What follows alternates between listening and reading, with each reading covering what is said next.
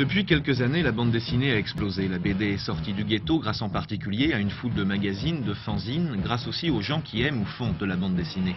Ces fans ont regroupé leurs forces et leur enthousiasme pour faire ce que les trusts établis ne pouvaient proposer. Exemple à Besançon, ACBD. ACBD, c'est l'association Communication Bande Dessinée qui s'est créée à la suite d'une exposition au CRI il y a 2 ans. Son but a été au début la création d'expositions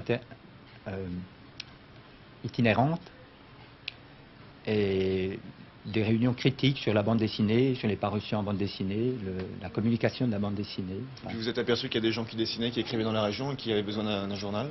Voilà, et au bout de quelques mois, s'est imposée la réalisation d'un fanzine de bande dessinée pour permettre à des dessinateurs locaux de s'exprimer, de présenter des portfolios et de concrétiser leur goût pour le dessin, leur envie de dessiner. Il y a beaucoup de gens dans la région qui dessinent? Il y a beaucoup de gens qui dessinent, il n'y en a pas assez qui participent à Touche pas mon crayon. Il y a des gens qui dessinent extrêmement bien, on souhaite leur collaboration.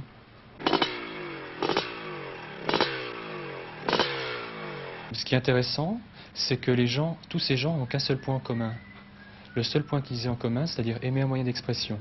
En gros, comme le cinéma. Il peut y avoir des gens qui font des films très réactionnaires, d'autres progressistes. La bande dessinée, c'est pareil.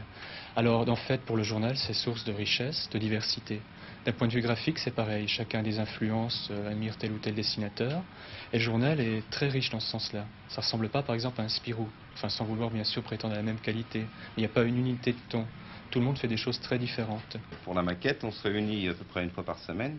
Chacun vient avec ses planches, ses réalisations. On en discute ensemble. Et puis à partir du numéro 3, on a pris une nouvelle formule de présenter des dossiers. Sur chaque numéro sera présenté un dossier.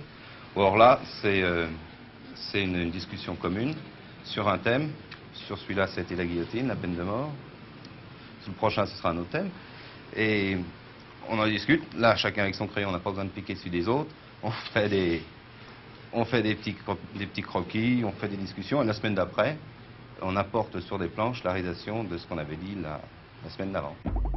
Comme la plupart des magazines de ce genre, Touche pas mon crayon a traversé des périodes de difficultés financières. Le fanzine peut paraître grâce aux cotisations versées par les membres d'ACBD et donc aussi par les gens qui dessinent et écrivent dans Touche pas mon crayon, qui a changé sa formule depuis le premier numéro et entend encore évoluer. On aimerait prendre une ouverture avec ce fanzine sur les informations culturelles et musicales de la région, toujours traitées sous la forme du dessin et du graphisme pour en fait avoir peut-être une diffusion plus vaste au niveau du public, quoi.